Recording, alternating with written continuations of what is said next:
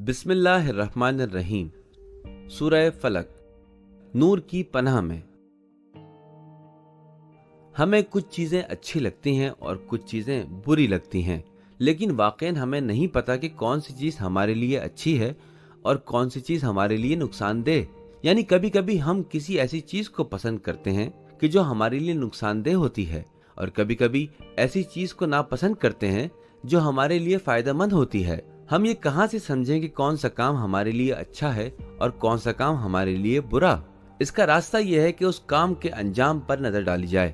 मसलन बहुत सारे लोग खैर को दौलतमंद होने में देखते हैं और शर को फकीर होने में। लेकिन अगर एक शख्स दौलतमंद होने के बावजूद जहन्नुमी हो जाए और दूसरा फकीर होने के बावजूद जन्नती हो जाए तो कौन खैर तक पहुंच गया?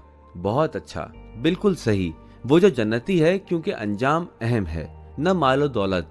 इसीलिए ऐसा नहीं होना चाहिए कि हर मुसीबत और सख्ती को बुराई और शर समझने लगें और हर आसानी और खुशी को खैर और बरकत, बल्कि हमें देखना चाहिए कि इनमें से कौन सा काम इस दुनिया में हमें कहाँ पहुँचा रहा है, जन्नत में या जहन्नुम में। अलबत्ता हमें ये याद रखना चाहिए कि मुसलसल कोशिश से हमें अल्लाह की नेमतों को अच्छे कामों के लिए हासिल करना चाहिए। अल्लाह ताला सारे इंसानों को नेमत अता करता है और उनमें से कोई भी नेमत बुरी नहीं है, लेकिन खुदा की मखलूकात कभी कभी इन नेमतों से सही इस्तेफादा नहीं करते और इसी वजह से ये खुद को और दूसरों को खुदा से दूर कर देते हैं। तो हमें बुरे इंसानों के शर से बचने के लिए अल्लाह ताला की पनाह लेनी चाहिए और कहना चाहिए, कुल आऊज़ु बिरब्बिल फलक मिन शर्रि मा खलक। कहो कि मैं सुबह के परवरदिगार की पनाह मांगता हूँ हर चीज की बुराई से जो उसने पैदा की।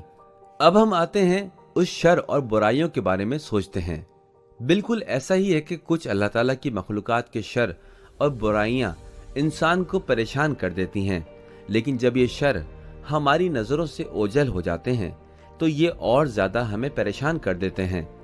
तो हमें उन लोगों के शर से अपने आप को महफूज रखने के लिए सबसे पहले ये करना होगा कि उनको अच्छी तरह पहचानना होगा। लेकिन जब ये शर अंधेरे की तरह हमारे अतराफ में छा जाएं, तो फिर उनसे बचना बहुत मुश्किल है। ये अंधेरा हो सकता है ज़ाहिरी हो और हो सकता है छुपा हुआ हो। शायद अब आप पूछें कि ये छुपा हुआ अंधेरा क्या है? ये ऐसा अंधेरा है कि जो नज़र नहीं आता। ये अंधेरा इंसान के अंदर है, जैसे नादानी, फजूल फिक्रें और शैतानी वसवसे और दूसरी खराब और गंदी चीज़ें, या वो लोग कि जिनको दूसरों की अच्छाइयाँ नज़र ही नहीं आती और बजाय दूसरों की मदद के हमेशा चाहते हैं अच्छे कामों में रुकावट बने। खुलासा ये कि ऐसे लोगों की बुरी नीयतें आहिस्ता आहिस्ता ज़्यादा होकर उनके सारे वजूद पर छा जाती हैं और ये कोशिश करते हैं कि हमें भी खुदा की याद से दूर कर दें। इसीलिए हमें चाहिए कि इस तरह के शर और अंधेरों से बचने के लिए अल्लाह ताला की पनाह मांगें। वमिन शर्रि मा खलक कहने के बाद वमिन शर्रिन गासिकिन इज़ा वक़ब कहें, यानी शब तारीकी की बुराई से जब उसका अंधेरा छा जाए, ऐसे में अल्लाह की पनाह मांगे। अगला शर उन अफराद के बारे में है कि जो दूसरों के कामों में रुकावटें डालते हैं और इस तरह ये कोशिश करते हैं हमें नुकसान पहुंचाएं। ऐसे लोगों की सारी कोशिशें ये होती हैं कि बुरे और शैतान सिफत इंसानों की मदद करें। ये हसद करने वाले होते हैं कि जो चाहते हैं हम अच्छे ना बने और हमेशा सीधे रास्ते से भटके रहें।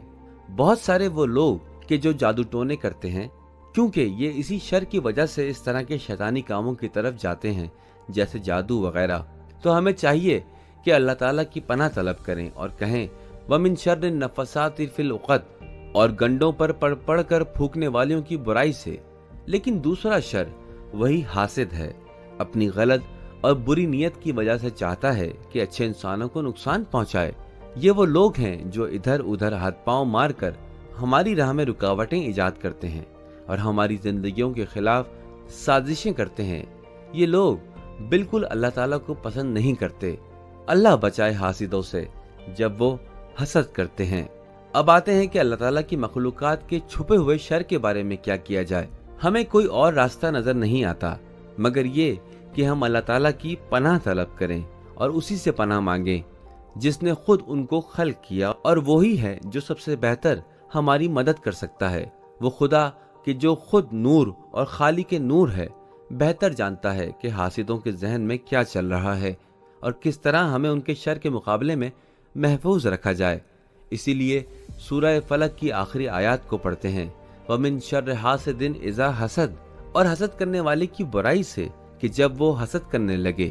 اب سمجھ میں آتا ہے کہ کیوں اس سورہ میں برب الفلق میں پناہ لینے کو کہا گیا ہے۔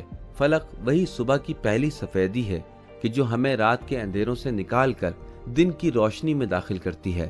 تو کتنا بہتر ہوگا کہ ہم بھی اس صبح کی پہلی سفیدی کے پروردگار کی جو ہر قسم کے اندھیروں کو دور کر سکتا ہے اس کی پناہ میں آ جائیں اور راستے سے بھٹکنے کے بجائے اس راستے پر چلیں جو ہمارے مہربان پیغمبر اکرم صلی اللہ علیہ وآلہ وسلم نے ہمیں سکھایا ہے، اور اس پر چلیں۔